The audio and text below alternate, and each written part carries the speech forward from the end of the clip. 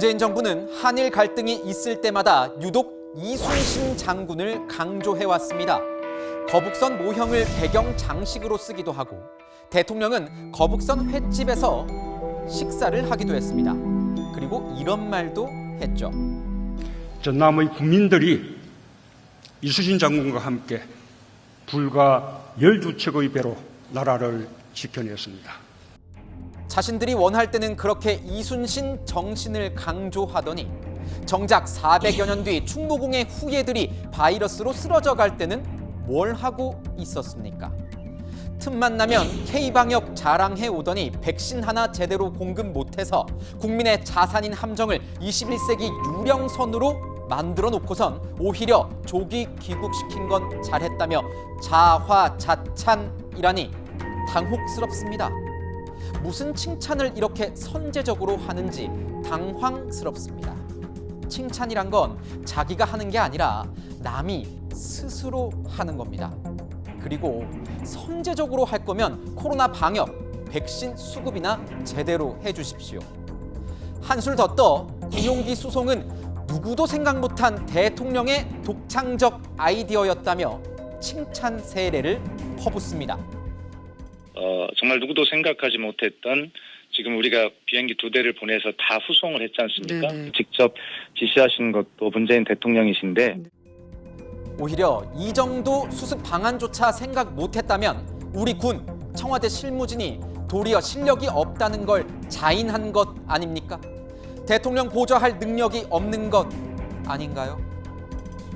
아부, 아첨, 칭찬은 구별을 해야죠.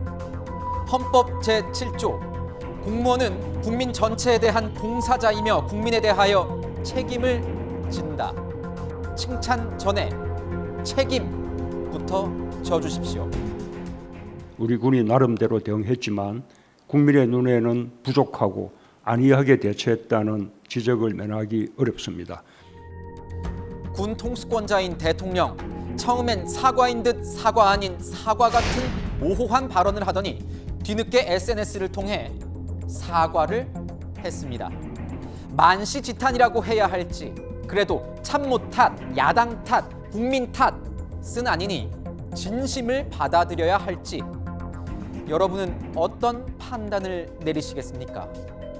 사과에는 인색하고 칭찬에는 관대한 기조는 여기서도 이어집니다. 홍남기 경제부총리는 임대차 3법이 마치 부동산 시장에 큰 안정을 가져온 것처럼 이야기했습니다. 법 시행으로 임차인 다수가 제도 시행의 혜택을 누릴 수 있었던 것으로 확인이 되었습니다. 진심이십니까? 임대차 3법으로 지난 1년간은 패닉리스가 대세가 됐다는 말 저만 듣는 겁니까? 홍남기 부총리님, 적어도 치솟은 전셋값에 힘든 국민이 단 한 명이라도 있다면 이런 자화자찬 안 해야 되는 것 아닙니까?